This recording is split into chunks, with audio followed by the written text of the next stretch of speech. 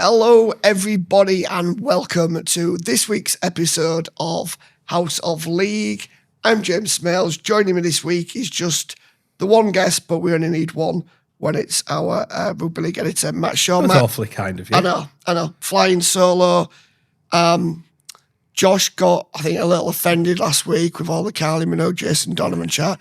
So he's sulking. He's not come this week. And Dan Tomlinson's got Derby fever, so he's laid up in bed. Just the two of us, but we don't need anybody else. You had a good week? I've had a very good week. 10:38 was it? 30, birthday yesterday? 32, James. We're not all as ancient as you are. 32, having a good time.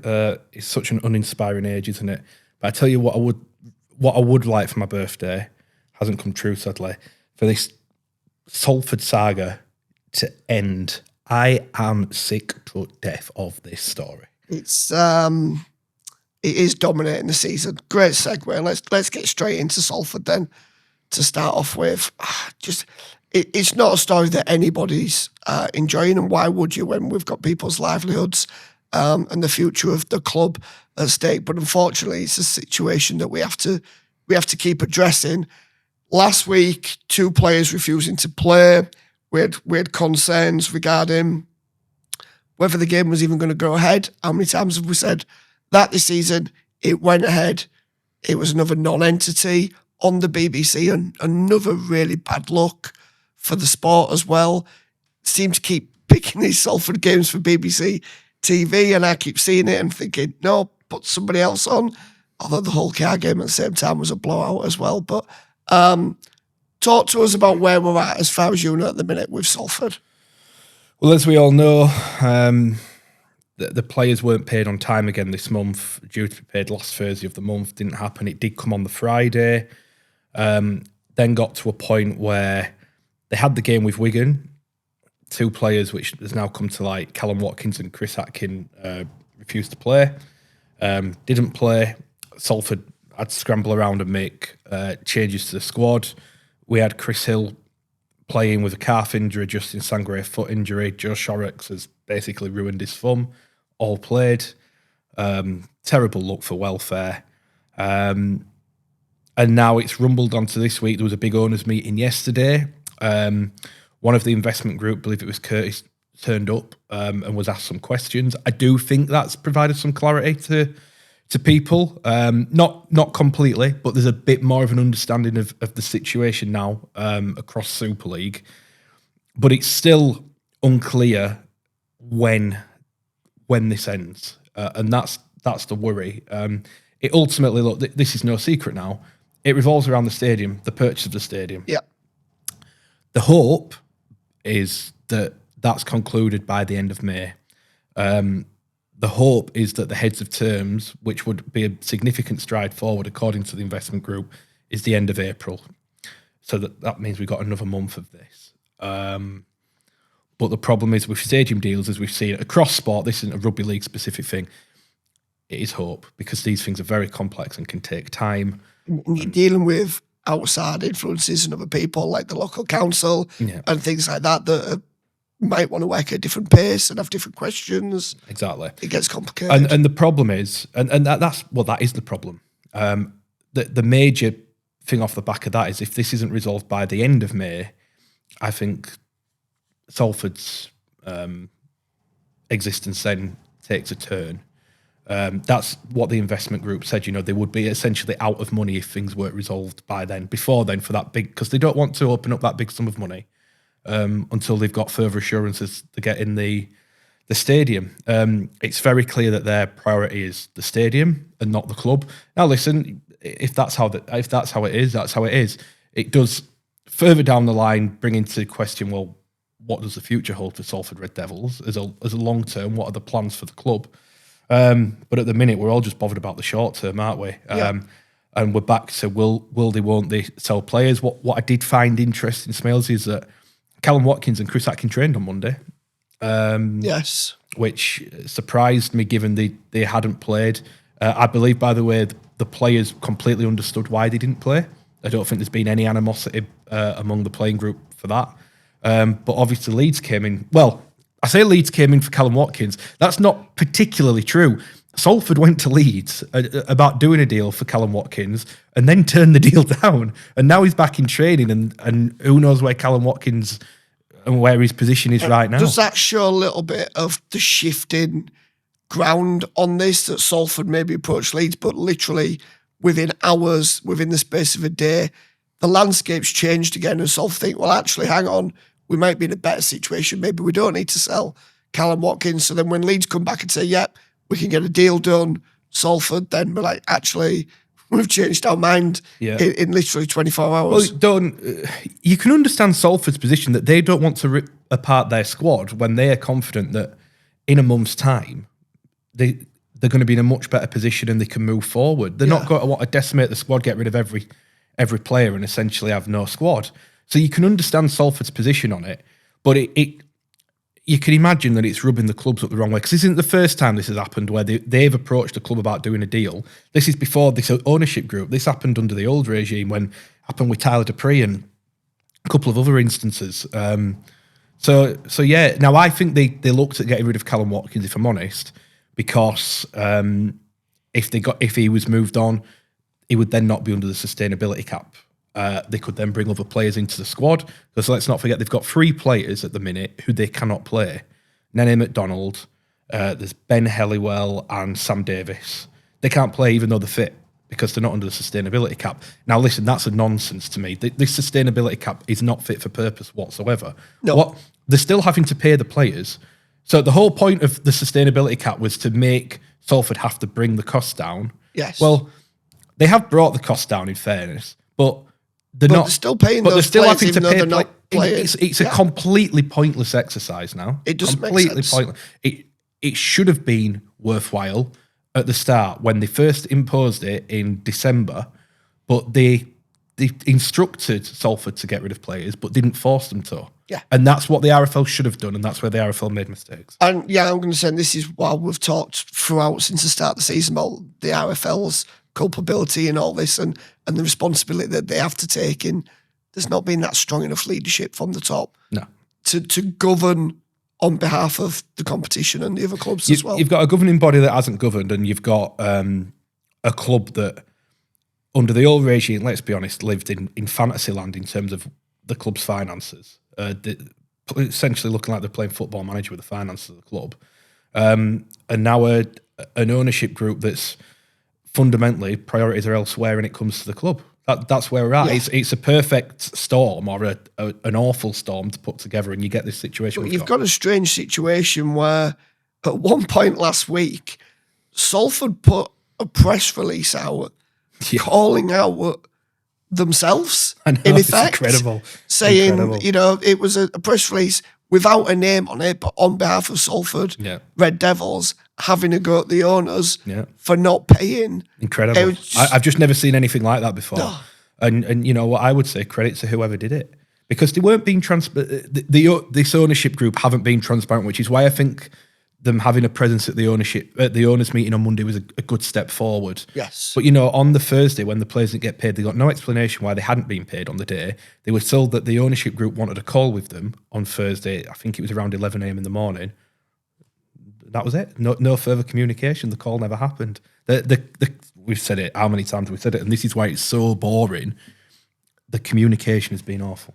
We'll move on because there's lots that I want to get through this week and touch on a few different subject matters. One that I'd rather not address, but we probably have to, is the disciplinary issues, if you want to call it. I don't want to use the word controversy, but it kind of fits a little bit. Let's deal with the Innis Senior decision that came out yesterday with a 2-game ban following a tackle on Hull FC's Cade Cuss. Cade Cuss will miss the Derby game in the Challenge Cup quarter-final this week because of that. Innis Seniors being given extra points under this new system. Just talk us through the situation and some of the frustration that I know from speaking to friends who are Castleford fans. They're very frustrated by this. Hull FC frustrated. They've lost Cade Cuss. Will Price coming in. We'll touch on that in a minute. But just talk to us through that first off. Look, he got sin binned in the game. It was contact to the head. Letter of the law, it's hard to disagree with. But it does... I think the big thing for me on this, Smails, is we're going to get to a point where tall players are going to be outlawed from the game. Yeah. Innis Senior's a lot taller than Cade Cust. Yeah. And really, Cade Cust is at... hit the mic there, I'm so passionate about this. Innis Senior is at... Cade Cust is at the shoulder height of Innis Senior. Yeah. Innis Senior has gone in to make the tackle on a taller person. There's no issue. There's no issue if Cade Cust is 6'3", and that it's one of those. We're asking a lot of the players. You are in real time when people are coming at you on different angles. You got to think, for a winger, you're coming in and you're probably trying to shut down a play. If you're a winger coming in from there to shut down Cade Cust, who's this far into the field, we're talking split second stuff. Yeah. Don't know. I think we're going to get to a point where tall players are going to be outlawed from the game, because you're going to see those incidents happen. I'm not saying it wasn't a penalty, it was a high tackle, but I think there needs to be some rugby sense applied to these situations. What is Innis Senior supposed to do? Because we're going to, if you're not careful, you get to a point where we're telling everyone's going to go around the legs and you're just getting offloads, and then they get told off by the coach. Yeah. I just think, and the frustration with the disciplinary, and it's not just disciplinary, it's all tied in. You've then got the Keenan Palacia one, who's quite controversially sin-binned for a high tackle on Lachlan Fitzgibbon. Warrington goes score the next set with Leeds down to 12 to win the game. The disciplinary charges come out. Keenan Palacia's not even got a charge. Yes. So you can imagine how Leeds feel. Completely. And we'll come back to that game in a second, but just staying on the original one, is there a case of too much double jeopardy in some ways as well, that Castleford have been punished? Right, he was in the bin, so they've had that sort of punishment. Then he goes and gets a 2-game ban as well. And to me, it doesn't feel like whether you've been in the sin bin or whether you've been sent off is taken into account. Well, if you're sent off, it does. If you're actually red carded, that is a. But not the yellow. Not the yellow. Because it just feels like you're getting done over twice. I just think in terms of that particular incident, when you've got Cade Cust, who's not the tallest player, against Innis Senior, who's a very tall player, and that split second, I don't know. I think a little bit of rugby sense needs to be applied. Cade Cust is injured, and that's why the extra points come. Now, the other thing, one thing I'm not convinced on this discipline, I actually quite like the point system by and large, but with a concussion, if the tackle is foul play, the player will automatically get the extra points. Yep. Because it's on the RFL's records that they failed the HIA, they know what the tackle was. But if it was, say, an ankle injury, the player went off, the club of the injured player has to report that it was that tackle that caused the injury to get the added points put on. Yeah. So they've essentially got to grass up the opponents. You can just see somewhere down the line you're going to get to a semi-final and everyone's going to be grassing it. I think we're opening ourselves up to a little bit of controversy. It shouldn't be on the clubs. I agree. It shouldn't be on the clubs to basically say we want that player to get an extra game. Yeah. It shouldn't be on them. It's not going to. It's not going to cause for. You can just see it. If let's say you had a case of Wigan and Warrington playing each other the week before a Challenge Cup final again, they're going to cite everything, aren't they? Yeah. I just don't know how I feel about it. No. You talked about some crazy decisions. Just touch on you watched it. I can't remember if you were there or I was there. You was there. So you know where I'm going with the controversy over the packing down, trying to cause, trying to get the referee to stop the clock, and just the crazy decision when everybody maybe not everybody in the ground, but most people seem to know the rules, and the referee was not really having it. It was just a bizarre decision, and you can see why there was real frustration. I'm talking in riddles here. Fill in the blanks. Look, it compounded by there was a lot of contentious decisions in that game. Yes. But they went both ways, by the way. The Leeds-Warrington game, by the way. Yes, Leeds-Warrington. Jake Connor's pass to James McDonald was a mile forward. There was another one that was forward in the build-up to one of Leeds' tries, which prompted Sam Burgess to wait for Tom Grant at the tunnel for half-time. After half-time, you can imagine how Leeds fans are feeling when they're one of the best disciplined teams in the competition and they get pinged for penalties in the second half. That's a different matter that we won't go into because you'd have to watch them all in isolation. But then we talked about the sin bin that now hasn't been charged. Yeah. Warrington get a penalty, go and score the winner. And then the scrum. I don't think we've criticised refs at all on this show this year. No, Not once. And I don't like I don't criticising referees. They've got a tough job to do. I think the refs have been really good this year. Yeah. I know fans. I haven't been to a game and thought the refs had a shocker.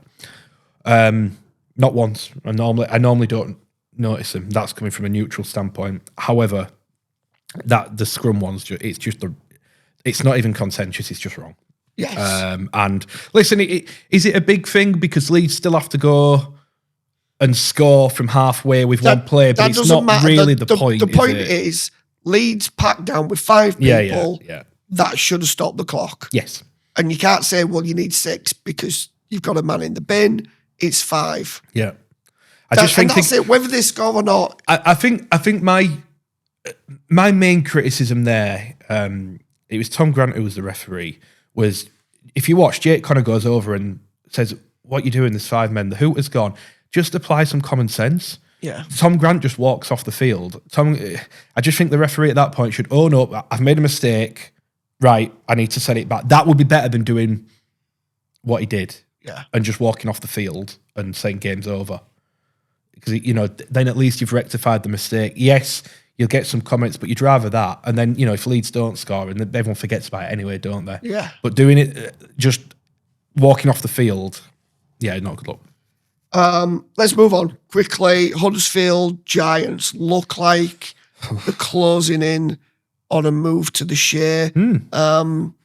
Talk of agreements being in place. It feels like this is something that's actually going to happen now. Yeah, I think so. I can't see it not doing. They've already applied for the pitch to go in, which is great news. I'll tell you now, it's great news for Halifax Town Football Club because the amount of games they have postponed is outrageous.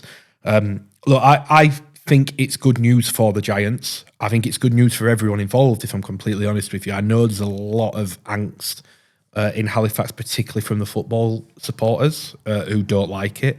But he's promised to improve facilities. The pitch will get installed. For the Giants, it'll instantly boost their IMG score. If gradings are still in after the strategic review, we should add, because the ground is smaller. So utilisation score will go up because obviously the John Smith's too big and the crowd, they can't fill it. All that sort of thing. The one thing I would want from a Giants perspective before I leave, if I was a supporter, I would want assurances that there's a plot of land that's been signed off to build the stadium on. Because if you leave without guarantees, this has got to be a temporary home for this designated period before moving. If you leave and it's an indefinite home rather than a temporary home, that would, as a supporter of the Giants, I'd be concerned. But I think everyone can recognise they need a new stadium. The John Smith is just too big for them. And it's a horrible place to watch rugby because there's no atmosphere. No. You go, if they can get a ground like York's as an example, and they get 4,000, 4,500, that will feel like a good atmosphere and a good place to go watch rugby league, which by design will get more people to go anyway. Yes, and I think what we can safely say is with Ken Davies, you've got an owner there that's going to protect the club. I don't think he's going to make a decision that's going to be at the detriment of Huddersfield Giants because all he's ever done is do what's good for Huddersfield Giants to his own detriment for many, many years. Agree, but he just needs some help from the council at the minute. Yeah. Because if they are going to move to the Shay in 2026, the pitch has to go in now. He can't keep waiting for them to sign off a plot of land. They've already been unsuccessful and try to get a few. Yes. So the council need to come to the table and with the football season about to end, it makes it a little easier. It makes it easier for installing the pitch. Now, obviously, the Panthers are going to have to go away for a while, which... Can we talk about the Panthers just for a minute? 5 wins from 5, 50 points on Batley. You got 10 top of the league. Sorry, right, I'm done. But they're going to have to move out for a bit. they'll probably want some financial compensation for that, which seems reasonable. But I think for them as well, it's good news because they'll be able to use the Shay more frequently without the threat of... Good news is it don't interrupt their unbeaten start. start Bring to back the promotion season. and relegation immediately, Smalesies. Let's talk Ashes. We finally got an announcement last week. Suggestions are that ticket sales are going to be strong looking at the pre-sale. It took way too long. Doesn't matter. Yeah. It's been announced now. We've got games at Wembley Stadium. We're going to Bramley Moor, the new stadium for Everton Football Club, which looks fantastic. Yeah, I think it's great that back in the city of Liverpool for a game, and then back in Leeds for the third game. I like the spread of the venues. I think going to Wembley was important. Yeah. I think you've got to be aspirational, trying to sell the tickets to fill that. It's just great to have it back on the calendar, isn't it? 100%. Nothing to add, really. You've said it all. Right, moving on. I do like the choice of venues. I know there's been a little bit about heading Leeds it too small. Get it. I think given how much interest there has been shown in tickets, maybe they might be thinking we could have gone a little bit bigger. But at the same time, there was... I don't think so. There's one of them. It was one of those, though, let's just say, this is a bit of a negative mindset. Let's say England are trailing 2-0 and you go to... Which Old Trafford. could happen. You go to Old Trafford, 2-0, the series is done. So you can... But also, Wembley is a whole lot of tickets to shift.